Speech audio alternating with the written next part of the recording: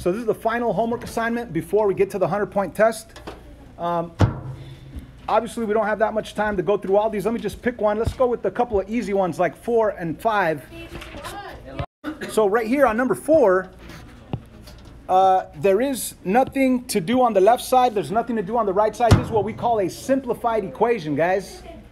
So you move on to step 2, getting the goal, which is getting n by itself on one side. So obviously I have n's on both sides. You don't want n's on both sides. So let's get rid of the minus 4n by doing the opposite, plus 4n. That'll cancel it out. What you do to one side, you do to the other side, plus 4n. You're going to have 14 left over plus 9n, bring down the equal sign, equals 17. So there's your new equation. The original one had n's on both sides of the equal sign. Now we just have n on the left side. Let's get it by itself on the left side by subtracting 14 and subtracting 14. So I will have 9n equals 17 take away 4 is 3, correct?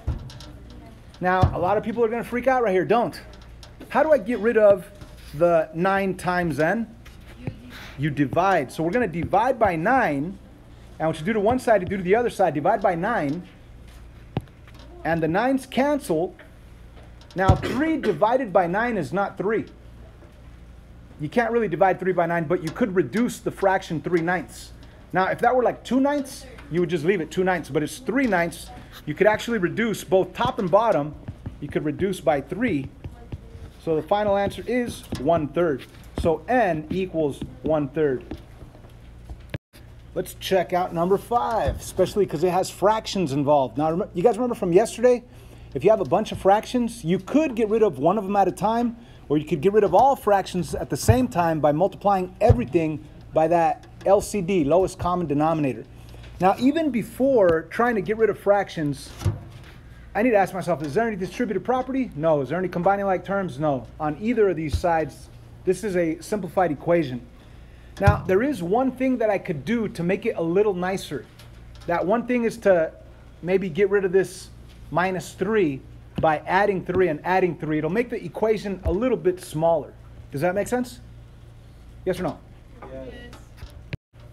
So once again, what I'm going to do is I'm going to move this 3 over to this side so I could have less things to multiply by when I get rid of fractions. So I'm going to do the opposite of minus 3, which is plus 3. It's going to cancel. What I do to one side, I do to the other. My new equation will be 1/2 k equals 2 plus 3 is 5, and bring down the minus 3/4 k. That's my new equation. And now I could worry about getting rid of fractions. Now, I could get rid of the 1/2 by multiplying by 2 up here so it'll cancel. Multiplying the 5 times 2 and it'll be 10. But when I multiply by 2 over here, the 2 doesn't cancel with the 4. It could reduce, but it still won't get rid of the fraction. So you could get rid of one fraction at a time, or you could think about both denominators, the 2 and the 4, and say, what would the LCD be? The LCD would be 4. So if you think about the LCD being 4, then you know that if you multiply everything by 4, it'll get rid of all fractions at the same time. So if you go times 4 up here, times 4 right here, times 4 up here, check it out. Right here, the 4's cancel, so you do end up with a negative 3k. The 4 times 5 is 20. The equal sign comes down. And over here on this side, the 4 on top does cancel with the 2 on the bottom because 4 divided by 2 is 2, but you have that 2 left over up on top. So you're still going to do 2 times 1k. 2 times 1k, that is 2k. Does that make sense? So now let's get k by itself on one side. Since I did originally move the number over to this side, let me move this k over here to this side. So I'm going to get rid of this minus k. I don't want k's on both sides. I want to get rid of that minus 3k by doing the opposite, plus 3k. That'll cancel. What I do to one side, I do to the other. 2k plus 3k, that is a new 5k right there. The equal sign comes down, the 20 comes down. This is my new equation. What would my final step be? Divide. To get rid of the 5 times k, to get rid of that multiplication of 5, I do the opposite, divide by 5. So k equals 4. How about that one? Said, dang. Looks crazy, but it's not. Yeah, there's a bunch of fractions. But you could get rid of all fractions at once by doing everything, multiplying everything by the least common denominator. What would the least common denominator be? It'd be 6. Now, if you're thinking 2, you can't change 3 to become a 2. 3 times something to give you 2, it doesn't work. Or if you say 3, yeah, that's 3, but you can't 6 times something give you 3, that doesn't work. The LCD has to be 6, all right? LCD has to be 6. So if you multiply everything by 6, look, this times 6, this times 6, this times 6, this time, everything by 6. And notice that I write the 6 is up on top on the numerator position. That way you see a 6 on top over a 3 on the bottom. That's really 6 divided by 3. What is 6 divided by 3? 2, thank you. So the 2 is left over up on top. So what I really have is 2 times 2 and with an x. So what is 2 times 2x? 4 with an x. So notice that fraction's gone. The next one is really easy. This 6 does cancel with that 6. And what do we have left? Just a minus 1. And then the equal sign comes down. And once again, we have a 6 on top over a 2 on the bottom. That's really 6 divided by 2, which is a 3. And the 3 is up on top because the 6 was up there. So what do I have left now? I have a 3 times 1 with an x. What's 3 times 1x? 3x. So we have 3x right here. And last but not least, the 6 does cancel with the 6.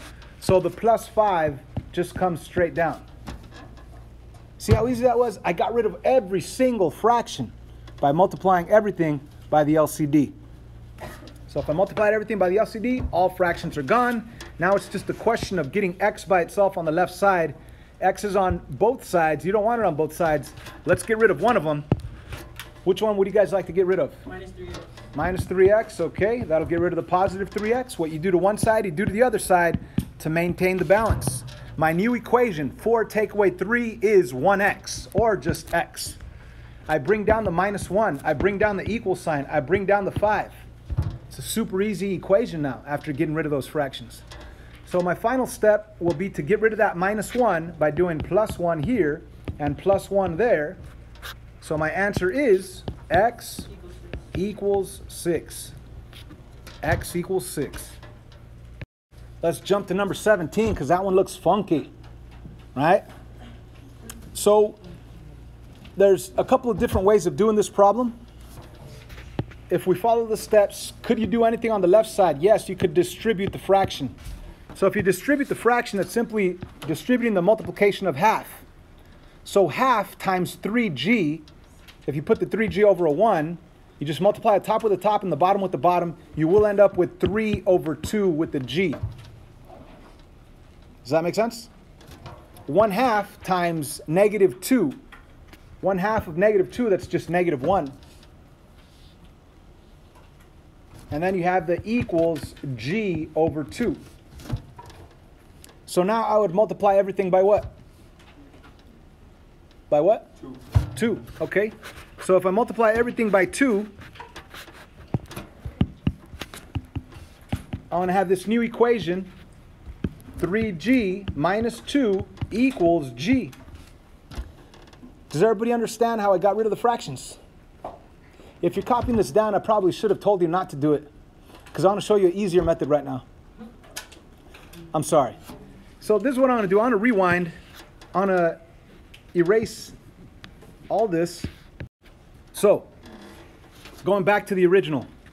Now, yeah, you're supposed to distribute the way I did. But instead of doing that, let me get rid of this fraction. In other words, it would be nice if I were distributing a 1 instead of a 1/2. So how could I get rid of the 1 divided by 2? If I don't want the fraction, what could I do? Multiply by what? 2. By 2. So if I multiply by 2 and I multiply by 2, now normally we say multiply everything by 2. But see, I'm not going to multiply the inside of the parentheses by 2. Why not? Because what you do to the outside guy, it's like if you're doing it to the inside guys because of distributive property. Does that make sense? Yes. Let me repeat. Whatever you do to this outside one, It's like if you were doing it to these inside ones, because there is distributive property that exists. That's why I'm not going to multiply this by 2 and I'm not going to multiply this by 2, because there's parentheses right here. It's almost like if the parentheses were protecting these guys from being multiplied by 2. But in reality, whatever you do to this outside guy, it's like if you did it to those guys on the inside as well. So what happens is the 2's cancel. You truly have a 1 left times 3g minus 2 equals, and over here, the 2's also cancel and you end up with a g. Let me do that in black. G. So distributing the 1's not going to change anything. So my new equation is simply going to be 3g minus 2 equals g. So you could get rid of the fractions right from the start, or you could distribute the 1/2 and then get rid of the fractions. It's totally up to you. So at this point, I am going to get g's by itself on one side. I want to subtract 3g. It's going to cancel. Subtract 3g.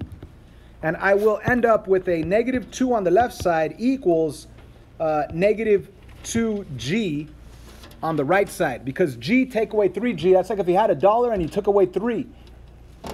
Or it's like owing $3 and having $1, you still owe 2.